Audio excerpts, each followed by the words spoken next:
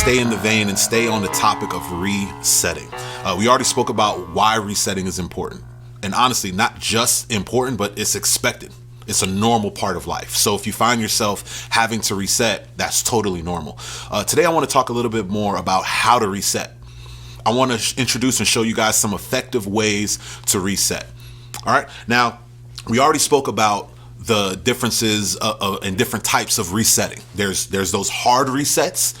The example I used was a phone. Once again, I'm an Apple person, so I use an iPhone. If I need to do a hard reset, I can go ahead and do a hard reset and clear my phone. Or maybe my phone isn't necessarily responding effectively. It's not necessarily performing the way that I would want it to perform. Maybe it's just frozen, it's stuck a little bit, and I want to just do a soft reset or a refresh. I could do that as well. So we spoke about those hard resets in life, and we spoke about doing maybe those refresh seasons or those refresh periods where we don't necessarily want to change everything, but we just want to do some modifications and some adjustments. Now, this isn't necessarily the end all be all, but I want to introduce some practical steps and some practical ways on how we can make those restarts or refreshes. So now, one of the first things I want to show you guys is when resetting, one of the first things you can look at is formation.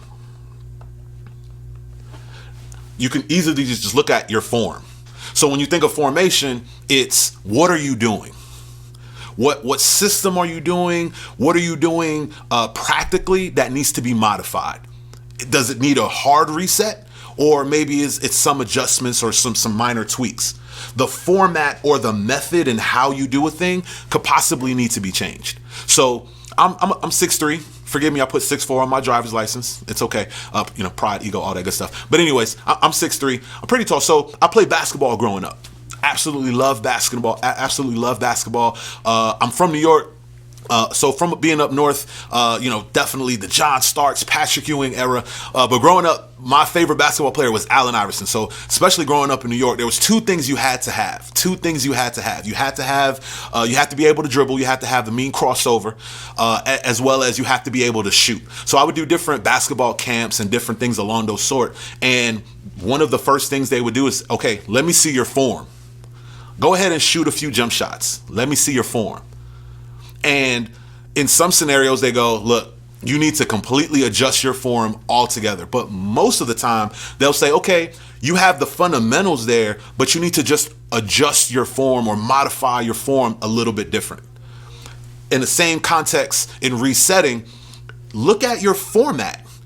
Maybe in the context of sports, if you're a football player, if you're a quarterback, hey, maybe you need to modify how you throw. Maybe you need to modify how you shoot the basketball. Maybe you need to modify how you kick the soccer ball. If it's sports, maybe you need to modify what you're doing. Maybe it's, in the context of sports, maybe it's a complete team formation. What once worked with the old team doesn't necessarily work with this team. Maybe you need to adjust your form. In the context of business, maybe it's not necessarily spending X amount of dollars on TV ads. We need to change our format. We need to change our form. We still need to market. We still need to advertise. We still need to let people know we're here and we exist. You still need to do those things, but you need to change you need to change your form.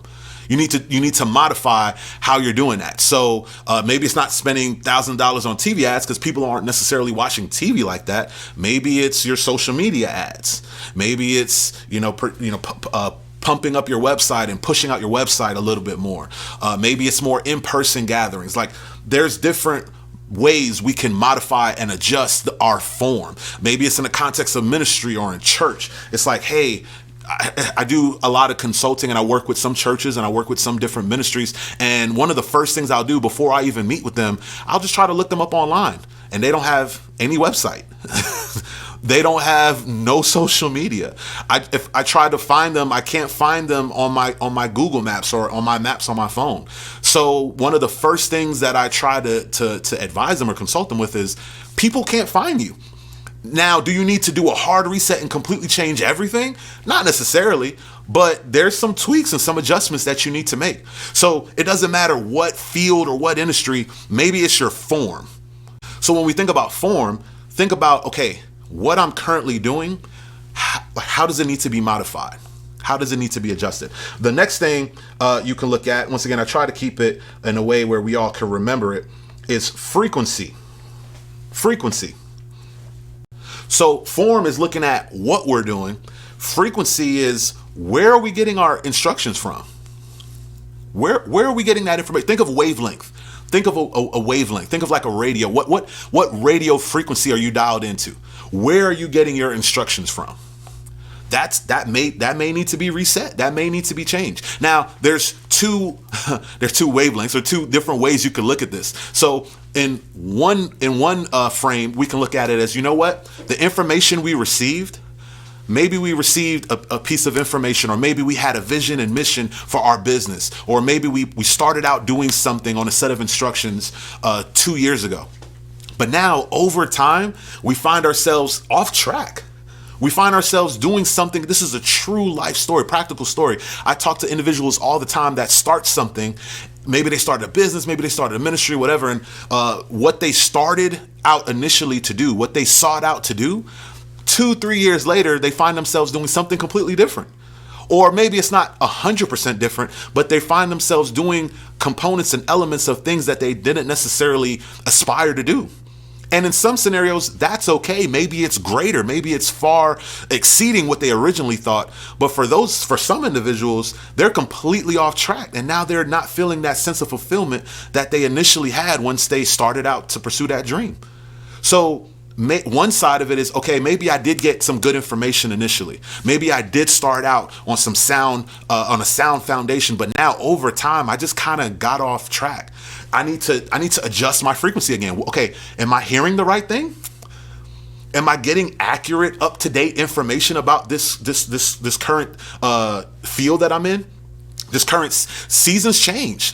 So maybe a piece of information that was valuable in one season, it just looks a little bit different in another season. So one wavelength is, hey, I got a piece of information and then I kind of got off course over time.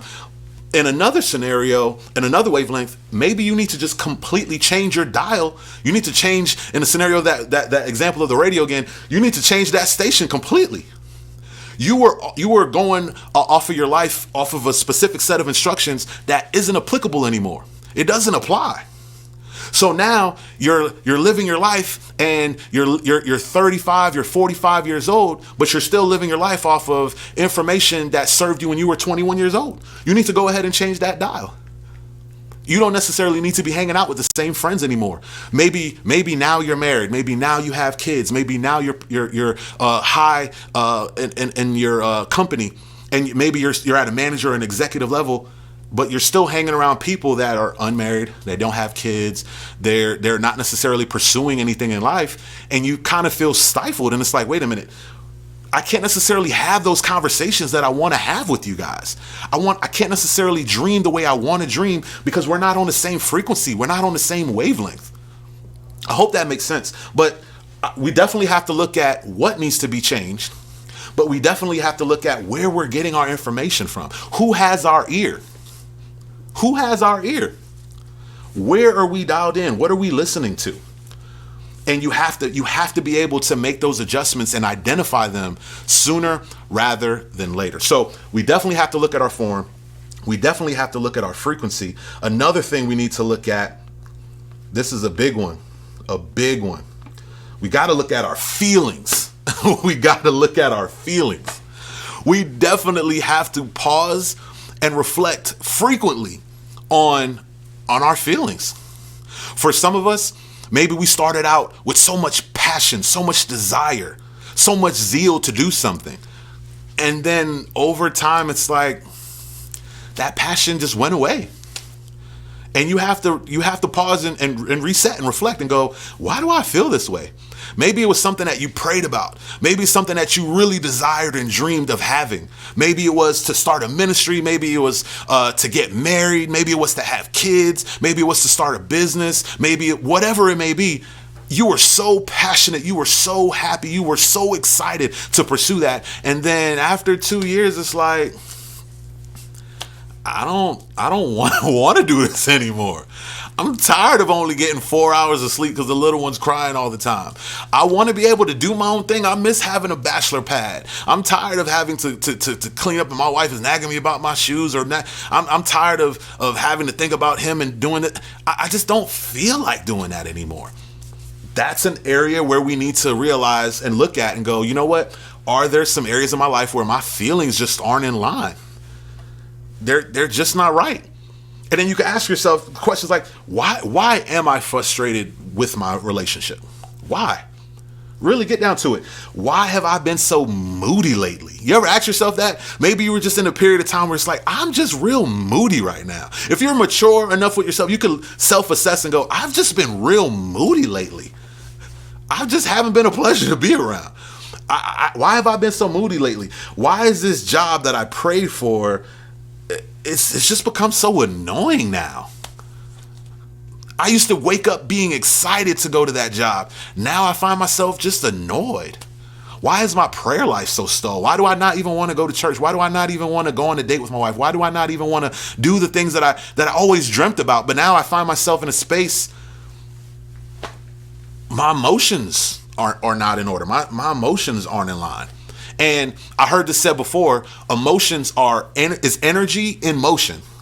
So I want to take a look at that. So it's energy in motion, right? So if I'm focused on a specific thing, I say this all the time, what you focus on will be magnified. So if my energy, if my focus, if my feelings is really focused on just being, I won't say being ungrateful, but it's just not happy.